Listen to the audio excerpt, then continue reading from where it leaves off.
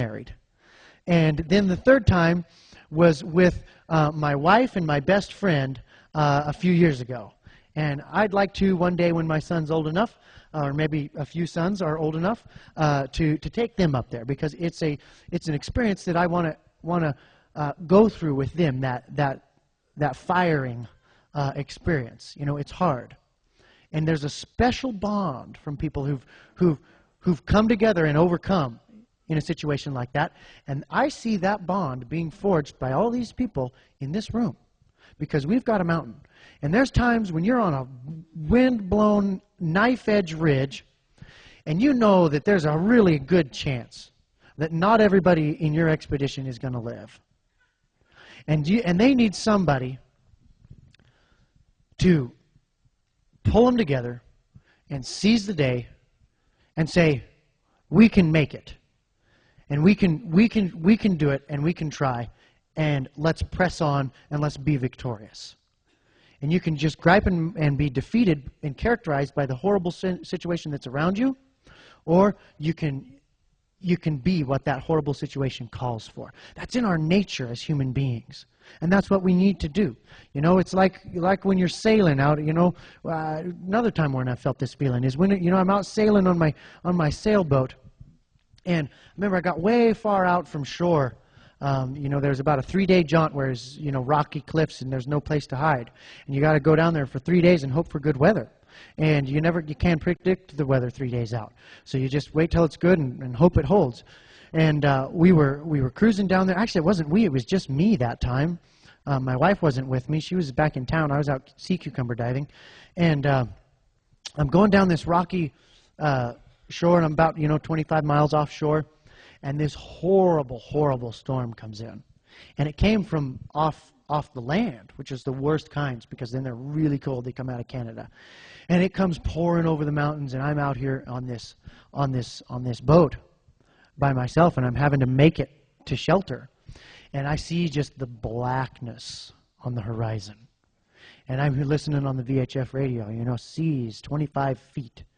You know, shoot, my boat's only 35 feet, you know, small craft advisory, you know, and then the wind gets really tight and those waves get stuck really close together. That's when they're dangerous.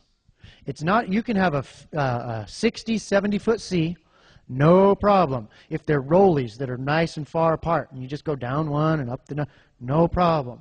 But when you get a 25-foot sea that is, you know, 25 seconds apart, and they're stacked in there close, boom, boom, they start pounding your boat, they start coming over, they start filling it, you know, if your pumps can't keep up, you sink. And they usually don't find you, and you can't swim very well, and the water's like just warm enough to be moving in Alaska. And here you see this storm out there. And so this is a different kind of situation where you're in a position of relative comfort, but you see this hell on the horizon. And you know that you've got a challenge. You've already been up for a day and a half, and you know you're going to have to be up for another day and a half to pilot this boat in. And if it gets worse, it might drag on further, and you're going to have to go with no sleep. You're not going to be able to leave the tiller to eat or drink much. You might be able to lash it down just for a minute, enough to go get some water and a cracker or something. And this is going to, you don't have anybody to trade off with. You don't know if you're going to get exhausted. You don't know if you're going to get washed off of the boat. And you know, it's catch-22. If you tie yourself to the boat and it flips over, sailboats, if they're battened down correctly, they will right themselves. But when you got all those sails, it can take, you know, 6-7 minutes for those sails to move through the water while that keel pulls the sailboat over. Then once that sail gets in the air, it comes back up. You know, and you can right a sailboat that way. So if you tie yourself, well, then are you going to drown while you're underneath there?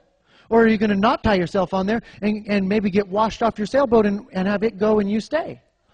And so you're thinking about all these things, you know, and lots of dangers. And you've got to reckon with this. If you haven't reckoned with what might be yet to come, you'll be crippled by what's at hand. And you know what? We've got some dark clouds on the horizon. And we need to honest up and talk about those and what we're going to do. Otherwise, we're going to be useless at what's at hand. if you haven't gulped it down and say, yeah, I might die in that storm, and now I'm going to get ready for it. If you just sit there and you just stare at them, not wanting to let your mind go through the process that would say that you might die, you're going to be useless. And I wrote a poem. I usually don't read my poems to people, but since it's Montana, I'll do this. I wrote this poem before I sailed into that storm. And we've been in a lot of storms, but this one just sort of hit me in a special spot. Maybe it's because my wife wasn't with me. There's been good, there's been sad times I've had, but death will have no sting. As I offer my soul to an angry sea, my lips will softly sing. For the time has begun for my toil to be done. My hands now work with ease. For I'm made anew, and I'll wait for you on the shore beneath the seas. Once you've accepted that you're done, you can begin. And that's what we need to do here tonight. That's what we have to do. That's what our children need from us. That's what our country needs. And let's not confuse our government with our country. They're different. And you know what? There's people all across this country that are rising to the occasion, that are meeting the challenge. And there's going to be a bright page on history. Now I want to talk about how we've done that in Fairbanks. So it's not just an idea. All right? How many of you know who Sun Tzu is? I don't either. I just know his name. But he wrote some really good stuff about war.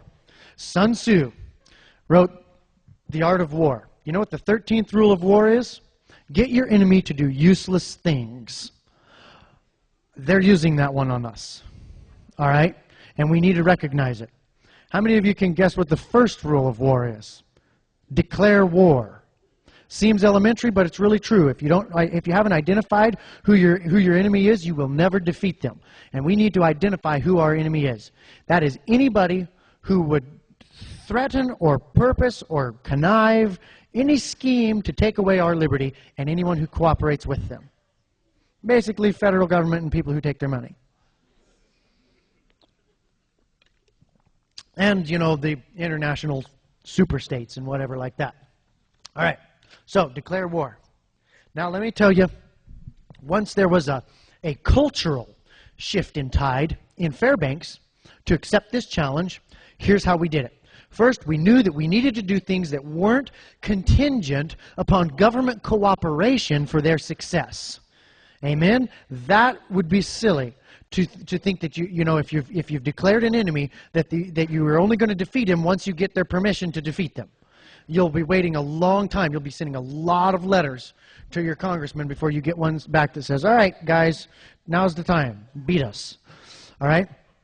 Here's what happened. Here's how it all started. I do a lot of TV and radio in Fairbanks, talking about economics mainly and legal theory and stuff like that. And somebody called me after a radio show, and they said, what are we going to do about all these gun laws, man? They're just coming down like a hailstorm. I said, well, I don't know. Let's get together at Denny's and talk about it. 150 people showed up. There were so many people that the fire marshal showed up and was trying to kick us out. And I said, okay, well, hold on, you know, hold your questions, you know. And he wound up staying for the whole meeting and getting right on board and forgot to kick us out. So here's what we wrote up in Denny's. That first meeting, 150 people. The next meeting, 750 people. The next one is about 1,600. Next one, 5,000. Just blah, blah, blah, blah, blah, blah. Went up. Now we got to rent the Carlson Sports Arena, big football stadium, to hold these meetings in. We had Rick Jor come up and speak for us at one of them. We wrote this declaration, all right? This isn't a petition. A petition is asking somebody to do something for you.